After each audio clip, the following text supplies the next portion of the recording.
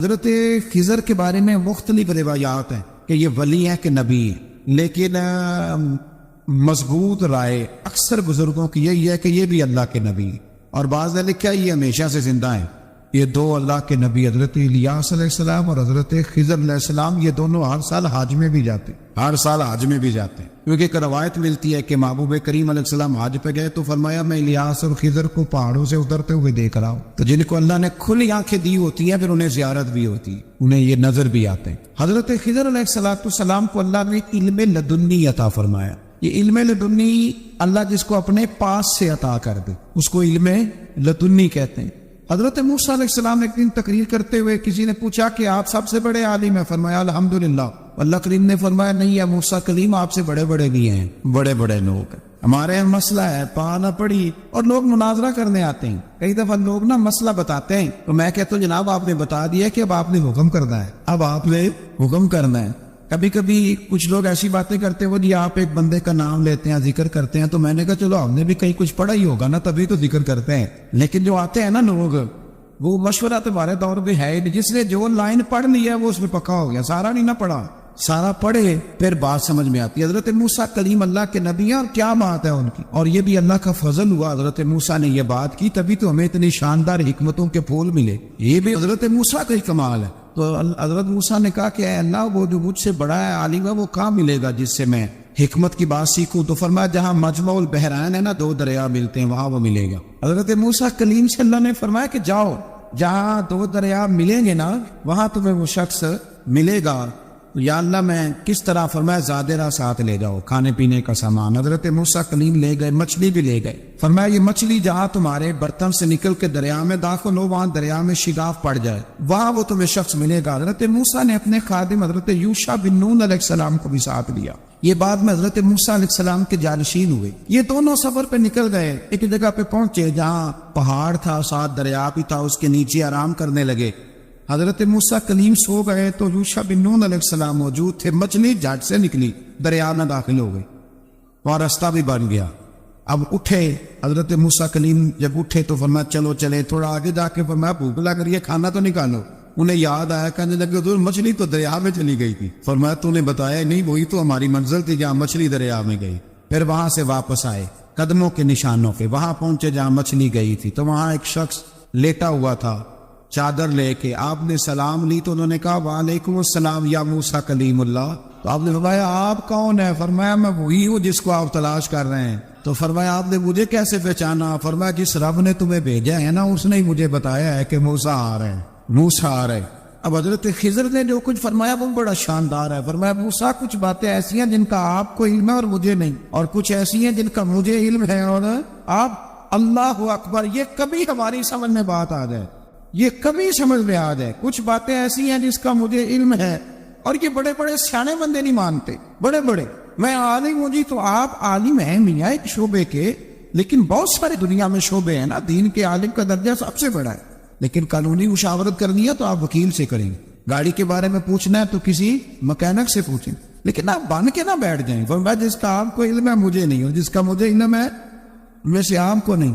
تو کہا میں پھر آپ کے ساتھ رہنا چاہتا ہوں اور میں وہ سیکھنا چاہتا ہوں جو آپ بتا رہے ہیں۔ حضرت خضر فرمانے لگے صبر کر لیں گے میرے ساتھ، یہ سب سے مشکل کام ہے، یہ سب سے، یعنی ہر بات کی تو یہاں لوگوں کو وضاحت چاہیے، کھانسے بھی تو آپ کو بتانا پڑے گا کھانسے کیوں، ہنسے بھی تو آپ کو بتانا پڑے گا ہنسے کیوں۔ بھئی بزرگ ہیں، بزرگوں کی باتوں میں حکمتیں ہوتی ہیں، لیکن ہم حکمت کی طرف جانے کو تیار نہیں ہوتے، ہمیں تو فوری طور پہ جواب چاہیے، حل چاہیے۔ حضرت موسیٰ علیہ السلام جناب خضر کے ساتھ چلے، فرمایا صبر کروں گا میں چلتا ہوں آپ کے ساتھ۔ دریا کے قریب گئے کشتی میں بیٹھنے کے لیے تو کشتی والوں نے حضرت خضر کو پہچان لیا، بغیر کرائے کے سوار کرایا، اور جب پار اترنے لگے تو حضرت خضر نے کشتی کا ایک تختہ ہی توڑ دیا۔ حضرت موسیٰ کہنے لگے یہ آپ نے کیا کیا؟ انہوں نے نیکی کی، آپ نے تختہ توڑ دیا۔ فرمایا آپ کو کہا تھا نا آپ نے صبر نہیں کرنا، آپ کو کہا تھا نا۔ فرمایا چلو میں صبر کروں گا۔ تھوڑا آگے گئے تو ایک نوجوان لڑکا ابھی چھوٹی عمر ہے وہ ملا، حضرت سیدنا خضر علیہ السلام نے اسے قتل ہی کر دیا۔ فرمانے لگے آپ نے قتل ہی کر دیا؟ ایک قرآن مجید ہے بھائی، میں کبھی کبھی سوچتا ہوں یہ ہم کسی درویش کی بات سناتے تو بندے اڑ جاتے، فتوے نکلتے کہ نہ نکلتے؟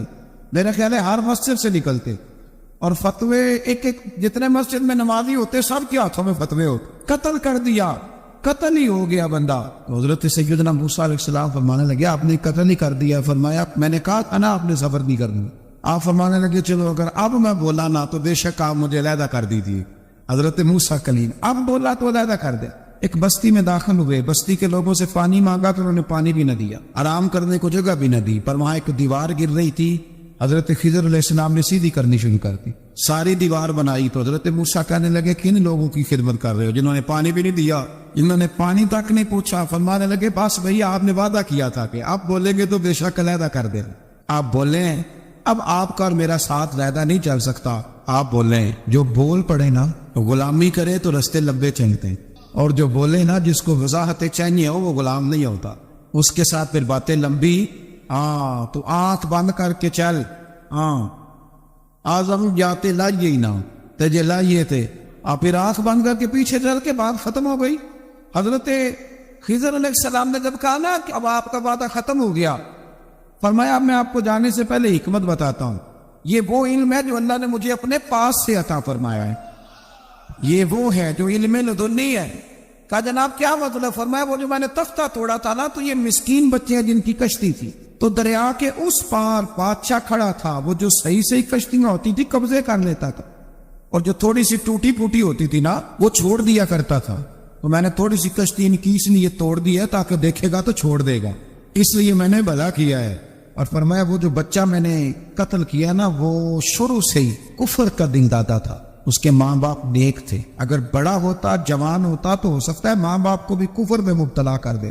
اب اس کے بدلے اللہ انہیں سانے بیٹا عطا فرمائے. تو یہ بھی میں نے اللہ کے دیے ہوئے علم سے کیا. اور فرمایا یہ جو دیوار میں نے نبیوں کے یا ولیوں کے مزدوری کر کے دیوار بنائی ہے نا, اللہ اکبر. فرمایا یہ دیوار عام لوگوں کی نہیں, یہ یتیم بچوں کا خزانہ ہے دیوار کے نیچے. یہ گر جاتی تو خزانہ ظاہر ہو جاتا, اور بچائی اس لیے ہے کہ وَكَانَ أَبُوهُمَا صَالِحًا, ان بچوں کا باپ نیک آدمی تھا. ان کا باپ قاضی ثناء اللہ صاحب پانی پتی فرماتے ہیں ڈائریکٹ باپ نہیں تھا, 7ویں نسل میں جا کے باپ بنتا تھا.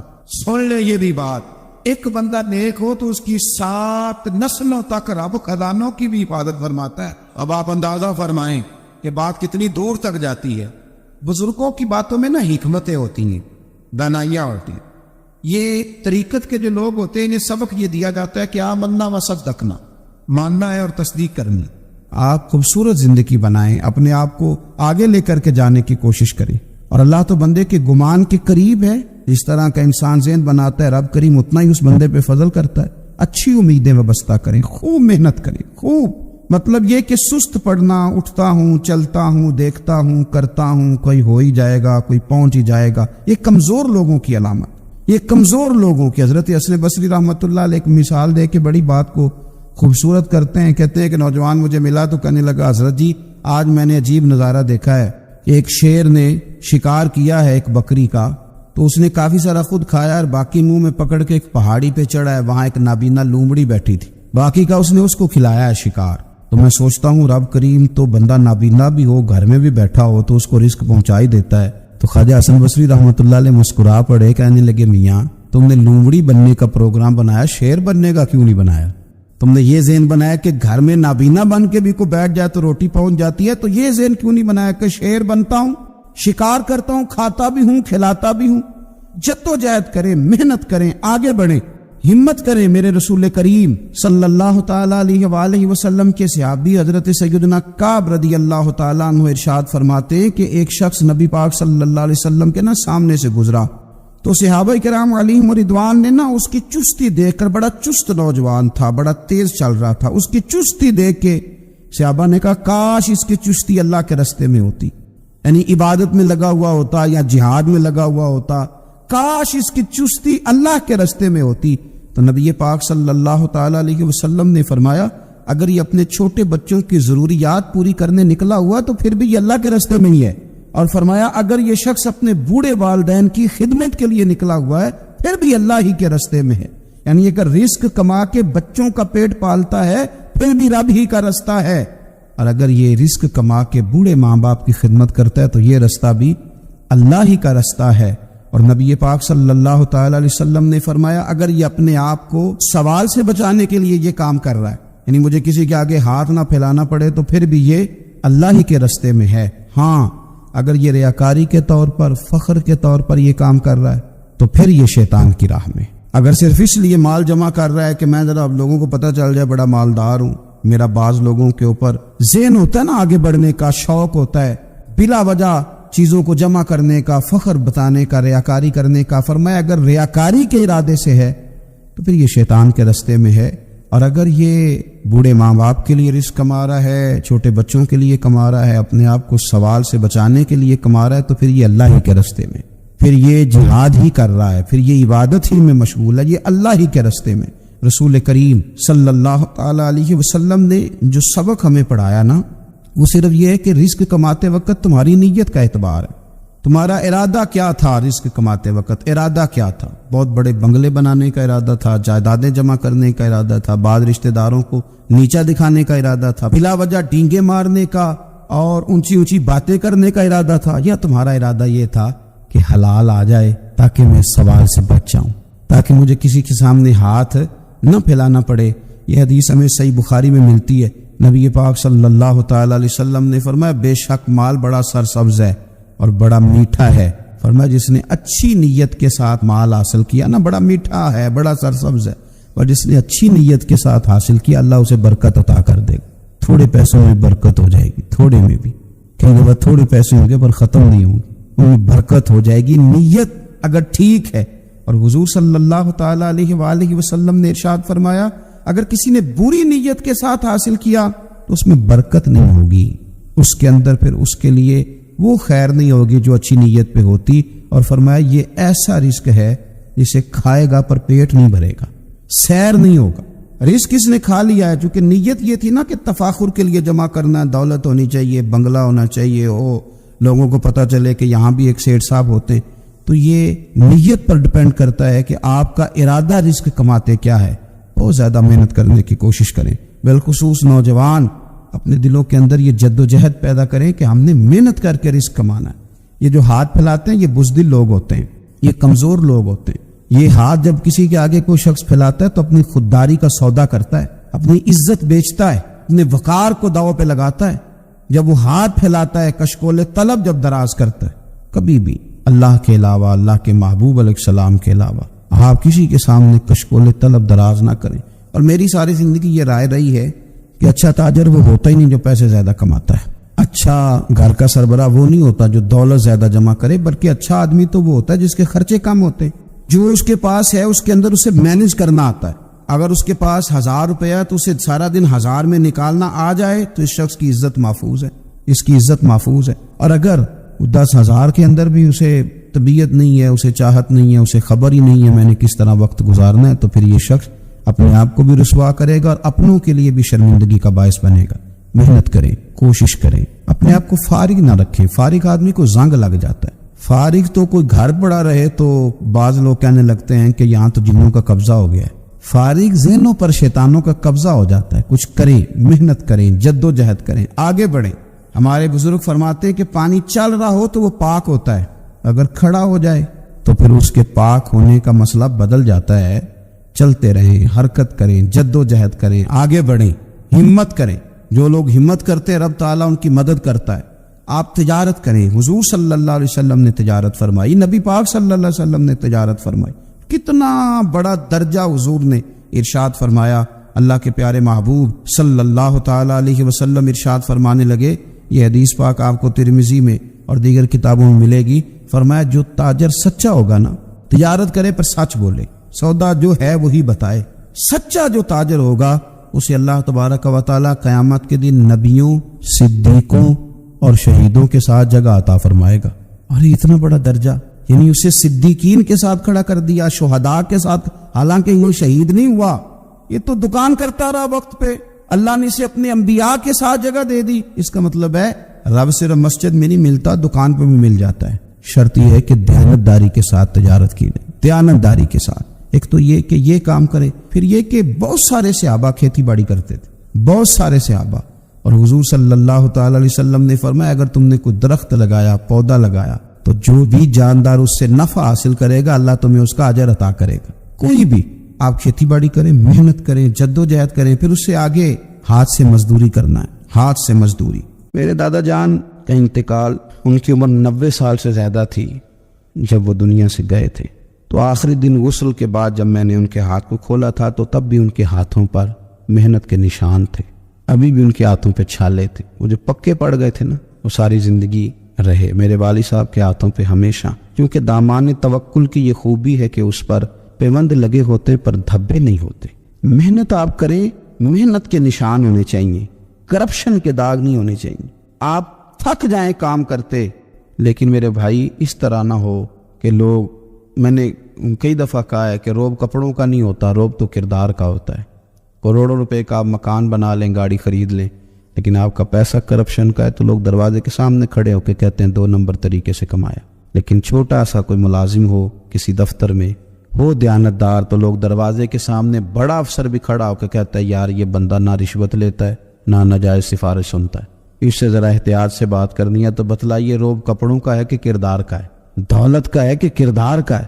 کردار کی عظمت ہوتی ہے۔ اس لیے میرے نبی پاک صلی اللہ تعالی علیہ وسلم نے فرمایا کسی بندے نے بھی، یہ بخاری ہے، حضور فرماتے ہیں کسی نے بھی اپنے ہاتھ سے زیادہ بہتر کھانا کوئی نہیں کھایا، اپنے ہاتھ کی کمائی سے زیادہ بہتر کسی بندے نے کھانا نہیں کھایا۔ اور فرمایا اللہ کے نبی حضرت داؤد علیہ السلام اپنے ہاتھوں سے کمائی کر کے کھایا کرتے تھے، اپنے ہاتھوں سے محنت کر کے کھاتے تھے۔ سب سے بہترین کھانا آپ وہ کھاتے ہیں جو آپ اپنے ہاتھوں سے محنت کرتے ہیں، مشقت کرتے ہیں، آپ کوشش کر کے جو کھانا آپ محنت کر کے کماتے ہیں۔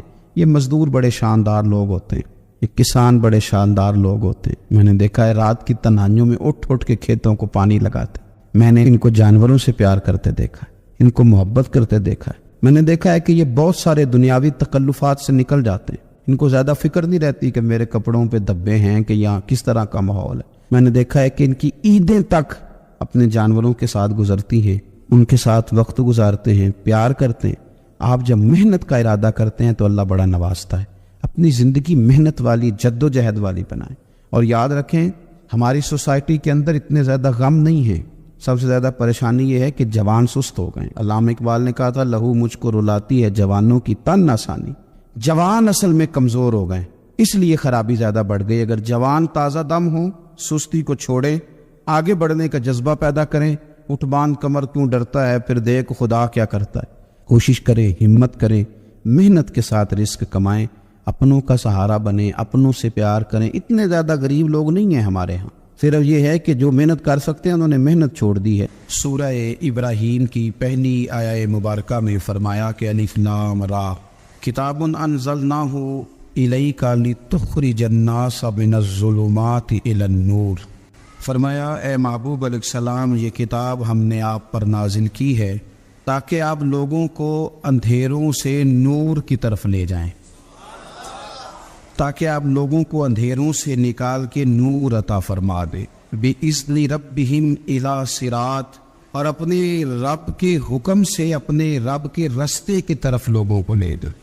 العزیز الحمید، وہ رب جو بڑا غالب بھی ہے اور جو حمد کیا گیا ہے، اس کی حمد کی جاتی، اس کے رستے کی طرف آپ لوگوں کو لے جائیں۔ من الظلمات الی النور، لوگوں کو اندھیروں سے نکالیں اور ظلمات سے نکال کے انہیں نور دے۔ ہمارے مفسرین کرام نے یہاں لکھا ہے کہ یہ دیکھ لیں کہ قرآن مجید نے ظلمات، اندھیرے جب بیان کیے تو جمع کا صیغہ استعمال کیا، اور جب الی النور کہا تو واحد کا صیغہ استعمال کیا۔ ظلمات زیادہ ہیں اور نور ایک ہے، اندھیرے زیادہ ہیں اور روشنی ایک ہے۔ معنی کیا ہے کہ کائنات میں جتنے بھی اندھیرے ہیں ان سب سے دور کرنے والی روشنی ایک ہی ہے جو مدینے والے رسول کے پاس موجود، جو نبی پاک صلی اللہ علیہ وسلم کی بارگاہ میں موجود ہے، جو حضور کے پاس موجود ہے۔ یہ روشنی ایک ہی ہے، اندھیرے بے شمار ہیں، کثرت سے اندھیرے ہیں۔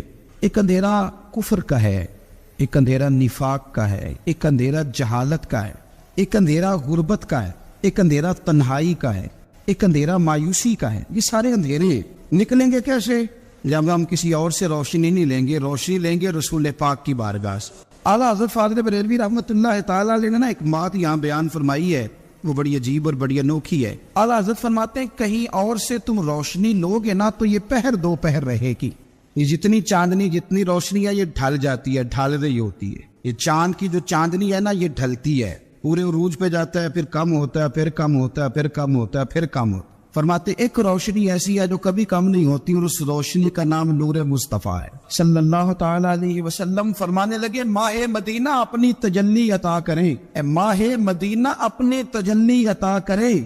یہ ڈھلتی چاندنی تو پہر دوپہر کی ہے، یہ جو ہمارے پاس چاند کی چاندنی ہے یہ تو ڈھل رہی ہے، پہر دوپہر رہے گی۔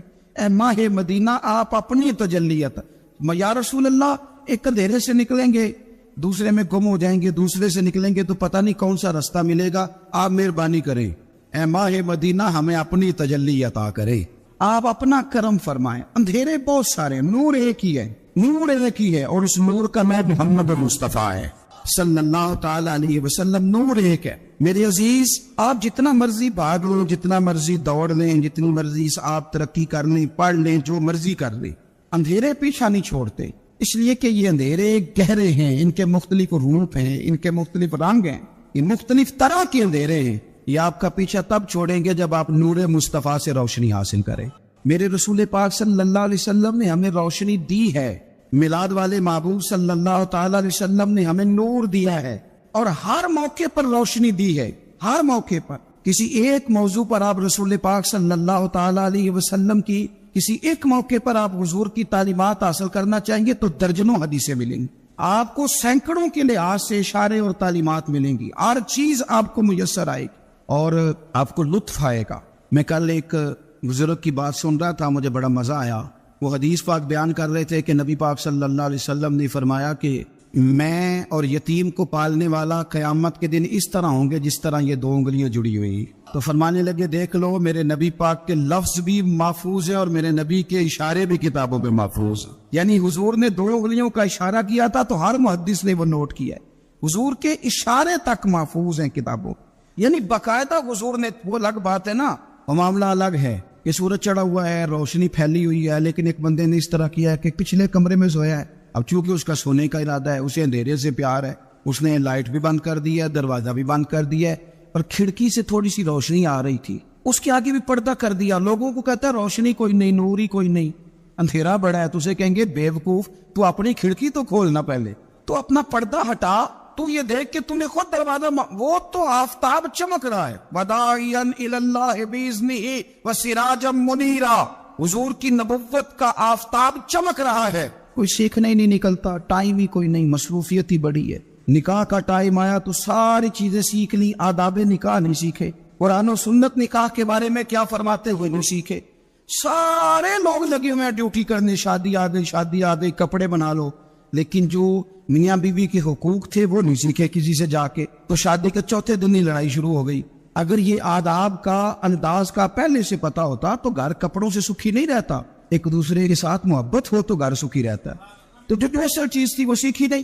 یہی رویہ ہمارا سارے کاموں میں، محبوب نے جو ہمیں ہدایت عطا فرمائی تھی، جو روشنی دی تھی، ہم نے اس سے فائدہ نہیں لیا۔ اور اب میلاد شریف کا مہینہ آیا ہے، تو میلاد شریف کا مہینہ بھی آپ نے یہ محفلیں ان لوگوں کے سپرد کر دی ہیں جو اللہ خیر کرے، ہاتھ میں جن کے سپیکر ہوگا، کبھی بھاگ کے ادھر جائیں گے، کبھی دوڑ کے ادھر جائیں گے، اور وہ کہیں گے کہ میں تمہیں میلاد سنا رہا ہوں، تمہیں کیا پتا، میں بتاتا ہوں۔ آپ نقطے نہ بیان کریں، آپ میلاد والے رسول صلی اللہ علیہ وسلم کی سیرت کا ایک باب کھولیں، آپ بتائیں نبی پاک صلی اللہ علیہ وسلم نے بحیثیت باپ کیسے وقت گزارا ہے، بحیثیت ایک شوہر کے کیسے وقت، آپ ایک ایک چیپٹر سیرت کا کھولیں، آپ لوگوں کو تعلیم دیں، بس کریں، کروڑوں روپے جلسوں پہ لگتا ہے، کیا دے رہے ہیں آپ قوم کو، اور قوم بھی کہتی ہے بڑا چسکا آیا، بڑے نقطے سنے، کچھ آداب بھی سیکھے، اس میں سے ملا بھی، یہ محفل ہے، آج کو میلہ نہ منائیں، میلہ اور ہوتا ہے، محفل اور ہوتی ہے۔ میلے میں لوگ جاتے ہیں، گھوم پھر کے آتے، کہتے ہیں پنگوڑے اچھے تھے، اس کے اندر کھلونوں کی دکانیں اچھی تھی، میلہ میلہ ہوتا ہے اور محفل محفل ہوتی ہے، تو محفل کو محفل بنائے، میلہ نہ بنائے، مہربانی فرمائے۔ میرے عزیز، آپ میری بات پر غور کریں گے اور اسے یاد رکھیں گے، ایک تو ہے کہ ایز اے اسپیشل میرے نبی پاک نے تعلیمات، اور ایک یہ کہ حضور ویسے کسی سے گفتگو کرے تو اللہ اسے ہدایت عطا فرما دے۔ اسیرۃ النبویہ میں موجود ہے، حضرت بریدہ اسلمی رضی اللہ تعالیٰ عنہ صحابی ہیں، وہ فرماتے کہ جب ابو جہل نے اعلان کیا نا کہ جو معاذ اللہ ثم معاذ اللہ نقل کفر کفر نہ باشد، حضور ہجرت کر کے مکہ مکرمہ سے مدینہ طیبہ جا رہے، تو جو سید عالم صلی اللہ علیہ وسلم کو گرفتار کرے گا اسے 100 سرخ اونٹ دیے جائیں گے۔ آج ہمارے زمانے میں سائبر نسل کی گائے بھینس بڑی مہنگی ہے، تو 100 گائے وہاں سے لے آئے تو کتنے کروڑ بنا. عرب میں سرخ اونٹ بڑا مہنگا تھا اور 100 ملے گا تو بڑے بڑے لوگوں کے لیے بڑا اچھا موقع مل گیا امیر بننے کا، تو بڑے لوگ بھاگے. بریدہ کہتے ہیں میں اکیلا نہیں، 70 بندے میں نے ساتھ لیے، چونکہ انعام ہی بہت تگڑا تھا. 70 بندے ساتھ لے کے میں گیا حضور کو گرفتار کرنے. تو مکہ مکرمہ سے کوئی 70-75 کلومیٹر کے فاصلے پر میں نے نبی پاک صلی اللہ علیہ وسلم اور جناب صدیق اکبر کو پا لیا. کہتے ہیں جب 70 سواروں کے ساتھ، ان کے ہاتھ میں نیزے ہیں، تلواریں ہیں، ان 70 سواروں کے ساتھ جب میں وہاں پہنچا اور جناب صدیق اکبر رضی اللہ تعالیٰ عنہ نے ہمیں آتے ہوئے دیکھا تو تھوڑا گھبرائے. کہتے ہیں صدیق اکبر گھبرا رہے تھے کہ 70-71 بندے آگے، پر حضور زیر لب تھوڑا تھوڑا مسکرا رہے. اور نبی پاک صلی اللہ علیہ وسلم بڑے اطمینان کے ساتھ بیٹھے. بریدہ آ گئے اور جب آ کے کھڑے ہوئے نا تو حضور نے پوچھا تمہارا نام کیا ہے؟ ایک بندہ گرفتار کرنے آیا ہے. میں نے کہا کہ جب آپ کو بڑا ڈر چڑھا ہو تو روشنی مدینے والے رسول عطا کریں گے، چاروں جانب خوف ہو تو نور میرے نبی سے لے لو، انشاءاللہ دل ٹھنڈا ہو جائے گا. حضور نے نہ پوچھا تھا، بندہ پکڑنے آیا ہے، وہ آیا ہے 70 بندے لے کے گرفتار کرنے. حضور پوچھتے ہیں تیرا نام کیا ہے؟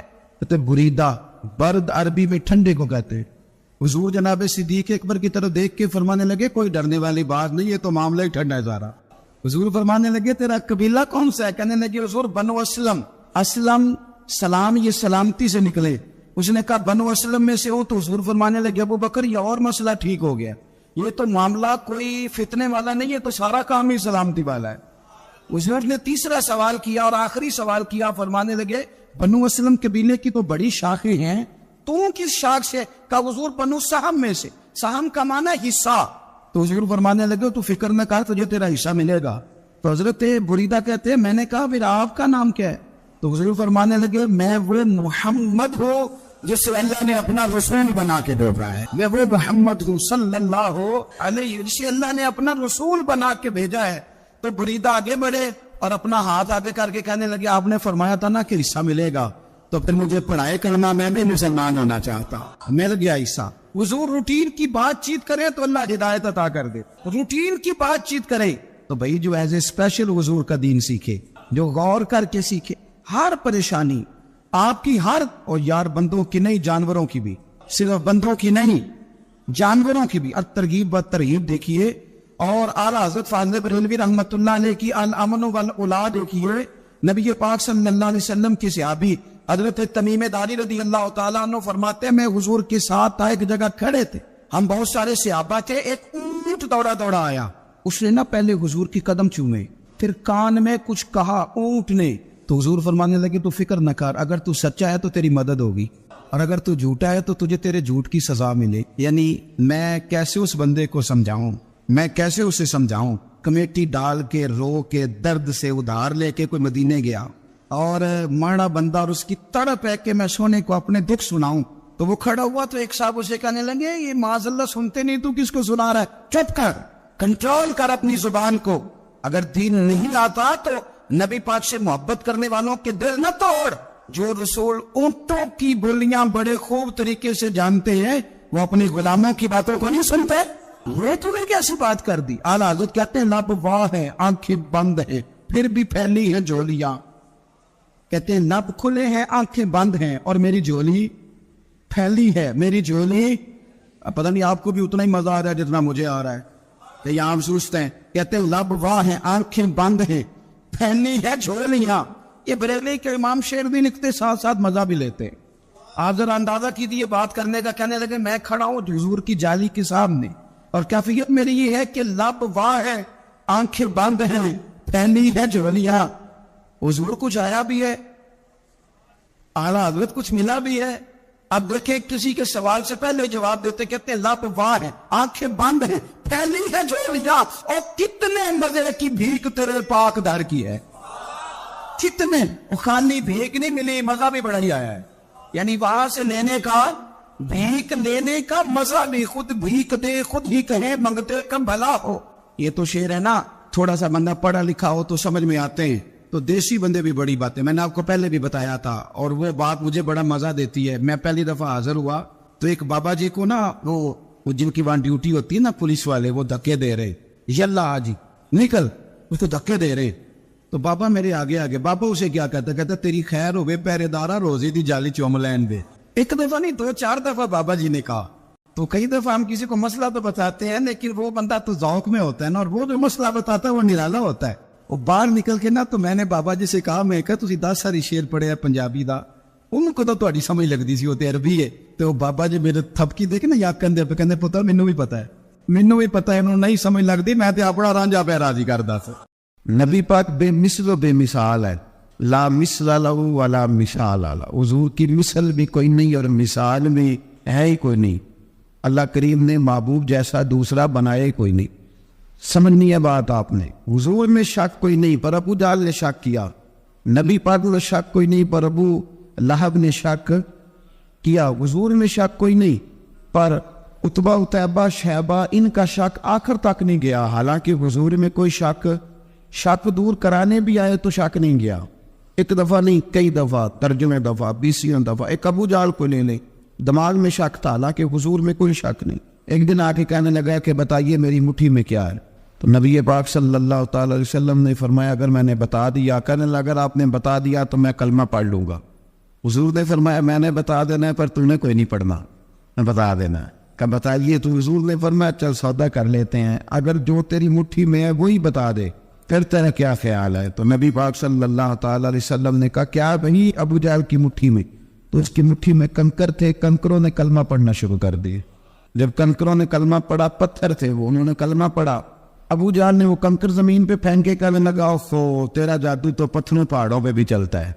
اب جملہ کہنے لگا ہوں، سمجھ لینا، ابو جہل گوشت کا آدمی تھا، کنکر پتھر تھے، پتھر کلمہ پڑھ گئے۔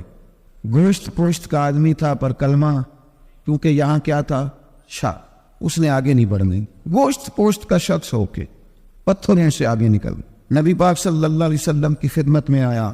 بلکہ وہ جو یہودی والی روایت ہے اس کے پس منظر میں بھی بعض محدثین نے لکھا ہے، اس کو بھی اسی نے بھیجا، کہنے لگا جاؤ نبی پاک سے جا کے کہو اگر وہ درخت آپ کا کلمہ پڑھے تو میں بھی پڑھ لوں گا۔ درخت، اب درخت ہوتے تو جاندار ہیں، پر کلمہ تو کوئی نہیں نہ پڑھتے۔ درخت سے بھی تو انسانوں سے کلمہ پڑھنے کی بات، اگر درخت پڑھے تو میں پڑھ لوں گا۔ نبی پاک صلی اللہ علیہ وسلم دور بیٹھے تھے، درخت دور تھا، اور امام سیوطی علیہ رحمہ نے لکھا ہے درخت بھی کیکر کا تھا۔ نبی پاک صلی اللہ علیہ وسلم نے فرمایا اس یہودی سے کہ تو جا کے درخت کو کہہ کہ تجھے نبی پاک بلاتے ہیں۔ فرمایا میں گیا تو پھر تم نے کہنا جادو کر کے بلایا ہے۔ احتیاط بھی کی، ہر چیز آنکھوں کے سامنے رکھی، تو جا کے کہہ کہ تجھے بلاتے ہیں۔ وہ بندہ گیا، جا کے کہنے لگا، اور امام سیوطی نے اس کو لکھا ہے، کہنے لگے اس نے نبی پاک کا نام بھی نہیں لیا، کیونکہ ابو جہل اینڈ کمپنی کو پتا تھا کہ مصطفیٰ کے نام میں بھی بڑی برکت، خالی نام بھی نہیں لگا۔ کہنے لگا درخت وہ جو سامنے بیٹھے ہیں نا وہ تجھے بلا رہے، نام نہیں لیا حضور کا، وہ جو سامنے بیٹھے ہیں نا، جاءت لدعوتہ الاشجار ساجدۃ۔ امام بوصیری کہتے ہیں درخت آیا اور سجدہ کرتا ہوا، زمین چیرتا ہوا آیا۔ کس طرح آیا؟ پہلے آگے جھکا، پھر پیچھے جھکا، دائیں جھکا، بائیں جھکا۔ یہاں بھی لکھنے والوں نے لکھا ہے کہ وہ نہ درخت اپنی جڑیں اکھیڑ رہا تھا، جب چلنا تھا نا اس نے حضور کی طرف آنا تھا تو آگے دائیں بائیں ہوا، جڑیں اکھیڑ رہا۔ لیکن ہمارے استاد جب ہمیں یہ روایت پڑھایا کرتے تھے تو کہتے تھے جڑیں نہیں اکھیڑ رہا تھا، جب اس نے سنا مجھے نبی پاک نے بلایا تو اسے وجد ہو گیا تھا، وہ جھومنے لگ گیا، جھوم رہا تھا، حضور نے مجھے بلا لیا، جاءت لدعوتہ الاشجار ساجدۃ۔ تو درخت آیا، اس نے آ کے نبی پاک کو سجدہ کیا، لکڑی کا بنا ہوا درخت ہے، سجدہ کیا۔ سجدہ کرنے کے بعد درخت اٹھا اور اٹھ کے اس نے نبی پاک کا کلمہ پڑھا۔ وہ جس کو ابو جہل نے بھیجا تھا نا یہودی، وہ درخت کی حالت دیکھ کے کلمہ پڑھ گیا، وہ کلمہ پڑھ گیا، لیکن یہی بے ایمان کہنے لگا ہوئے ہوئے ان کا تو درختوں پہ بھی جادو چلتا ہے۔ لا ریب فی، شک قرآن پاک میں، لیکن اگر بندے کے دماغ میں ہو اس کا علاج ہے کوئی، ادھر ہی شک بیٹھ جائے۔ بھئی شادی مثال دیتا ہوں کہ سامنے دیوار صاف ہو لیکن گرد اگر آئینے پہ پڑی ہو، دیوار صاف کرنی چاہیے کہ اینک کا شیشہ صاف کرنا چاہیے؟ ساری زندگی لوگ دیوار صاف کرتے گزار دے، ساری زندگی تراش خراش کرتے گزار، اپنی مرضی کی پینٹنگ کرتے گزار دیتے ہیں، پر اپنی آنکھ کی پتلی صاف نہیں کرتے، آنکھ کی پتلی صاف نہیں کرتے۔ کسی نے حضرت رومی سے کہا تھا حضور دنیا میں کوئی اچھا ملتا نہیں، فرمانے لگے تھوڑا رونا شروع کر تاکہ تیری پتلیاں وضو کر لیں، وضو کر لیں، وہ انہیں پتہ چل جائے کہ کتنے صاف ستھرے لوگ دنیا میں پائے جاتے۔ ابو جہل پھر آ گیا، کہنے لگا اگر آپ چاند کے 2 ٹکڑے کر دیں تو میں کلمہ پڑھنے کو تیار۔ اچھا یہاں بھی بڑی مزے کی بات ہے، اللہ نے پہلے کہہ دیا نبی پاک کو کہ ان الذین کفروا سواء علیہم اانذرتہم ام لم تنذرہم لا یؤمنون۔ محبوب یہ جن کی قسمت میں کفر ہے نا، آپ انہیں ڈرائیں چاہے نہ ڈرائیں، یہ ایمان نہیں لائیں گے۔ کنکروں نے بھی کلمہ پڑھ لیا، درختوں نے بھی پڑھ لیا، سارا کچھ ہو گیا، اور اللہ نے بھی کہہ دیا کہ محبوب اس بے ایمان نے کلمہ نہیں پڑھنا، پر حضور نے فرمایا یہ پڑھے نہ پڑھے ہم نے میدان نہیں چھوڑنا، جتنی دفعہ آئے گا نا ہم اسے ضرور معجزہ دکھائیں، جتنی دفعہ آئے گا ہم کیوں میدان چھوڑ۔ آگے کہنے لگا جی اگر چاند کے 2 ٹکڑے کر دے تو اقتربت الساعۃ وانشق القمر، تو نبی پاک صلی اللہ علیہ وسلم نے انگلی کا اشارہ کیا، چاند 2 حصوں میں بٹا۔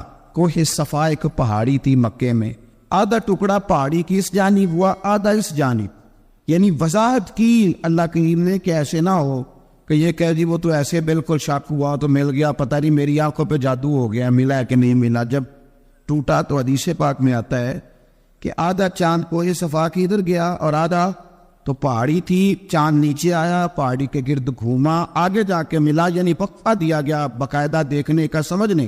پوری دنیا میں جتنے لوگ اس وقت چاند دیکھ رہے تھے، ہندوستان تک روایتوں میں ملتا ہے کہ لوگوں نے گواہی دی کہ ہم نے چاند ٹوٹتے دیکھا ہے۔ زمانہ مان گیا، لوگوں کی چیخیں نکل گئیں، لوگ قدموں میں گر گئے، پر وہ جس کے دماغ میں شک تھا نا وہ نہیں مانا۔ شجر و حجر پہچان گئے پر انسان کی نظروں میں شک ہی رہا۔ دنیا میں سب سے مجبور، کمزور، بزدل، کم فہم بندہ وہ ہے جس کے دماغ میں شک ہے، سب سے کم فہم آدمی، اس کی فراست روحانیہ زیرو ہے، وہ ایک ناکام شخص ہے، اس کو کسی پہ بھی شک پڑ جائے، کسی پہ بھی۔ ہم نے دیکھا ہے جو عورت اپنے مرد پہ شک کرنے لگ جاتی ہے اس گھر کا کوئی علاج ہی نہیں ہوتا، جو شکوہ کرتی ہے روٹی کا، پیسوں کا، وہ کسی دور میں مسئلہ اس کا حل ہو جاتا ہے، جو نافرمان ہوتی ہے اس کا بھی مسئلہ کسی نہ کسی زمانے میں حل ہو ہی جاتا ہے۔ یہ جس کو شک پڑ جاتا ہے نا، شک، اس کا مسئلہ قیامت کی صبح تک حل نہیں ہوتا۔ اگر مرد کو شک پڑ جائے اس کا مسئلہ بھی کبھی زندگی میں دوبارہ حل یاد رکھے۔ یہ جو شکوک و شبہات ہے نا، قرآن پورا شکوک و شبہات کا ازالہ کرتا ہے، کافر کے سوال کا جواب دیتا ہے، منافق کے سوال کا جواب دیتا ہے۔ قرآن مجید ہر ایک کی تسلی کراتا ہے، لیکن شروع میں بتا دیا کہ لا ریب فی، شک والی گنجائش اس میں۔ لوگ آج تک شک کر رہے ہیں کہ اللہ کا کلام ہے کہ نہیں، آج تک لوگ کہہ، تو میرے بھائی شکوک والی زندگی کمزور ہوتی ہے، شکوک والی۔ عقل مند لوگوں کی زندگی کمزور زندگی ہے۔ صحابہ کرام عمل والے لوگ تھے، وہ بحثوں میں الجھے رہتے تو عمل نہ کر پاتے۔ ہمارے یہاں نا بحث ہوتی ہے جس مسئلے کا کوئی تعلق ہی نہیں، الجھنوں سے نکل آئے، عمل کا رستہ، بحث جو ہوتی ہے یہ عمل کا رستہ روکتی ہے۔ عقل مند نہ بنے، فرما بردار بنے۔ میرے بھائی شکوک و شبہات والی جو لائف ہے، لیکن نا انبیاء کرام علیہ السلام کے بارے میں شکوک و شبہات ہیں، اولیاء عظام کے بارے میں۔ اب ایک نیا شک پیدا ہو گیا ہے کہ فیض ملتا ہے کہ نہیں ملتا۔ ہم نے فلانے ولی کو دیکھا نہیں، ساری زندگی اس کا نام لیا، فیض ملے گا کہ نہیں۔ غوث پاک کو دیکھا نہیں، ساری زندگی قادری کہلایا، فیض ملے گا کہ نہیں۔ خواجہ اجمیر کو دیکھا نہیں، چشتی کہلائے، فیض ملا کہ نہیں۔ صابر پیا کو دیکھا نہیں، صابری کہلائے، فیض ملا کہ نہیں۔ او خدا کے بندے، فیض وہ چیز ہے جو نظر نہیں آتی پر محسوس سب سے